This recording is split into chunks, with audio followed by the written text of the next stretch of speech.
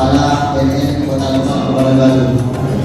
Bismillahirrahmanirrahim. Assalamualaikum warahmatullahi wabarakatuh. Kita waktu untuk memberikan sedikit pencerahan, bukan salah sama namun penting juga masalah sosial yang ada berkembang di Indonesia ini, terkhusus di Kota Lampung.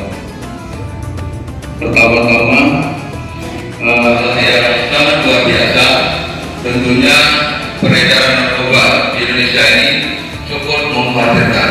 Ada 3 yang sangat luar biasa. Yang pertama itu ada teroris, ada korupsi dan narkoba. Cuman kalau kita ada wilayah yang tidak tercemar dengan narkoba, tidak ada desa yang bersih dari terhadap penyalahgunaan narkoba. Makanya pemerintah dalam hal ini membentuklah suatu badan yang namanya badan kurang lebih saya mohon maaf. Akhirnya apabila Assalamualaikum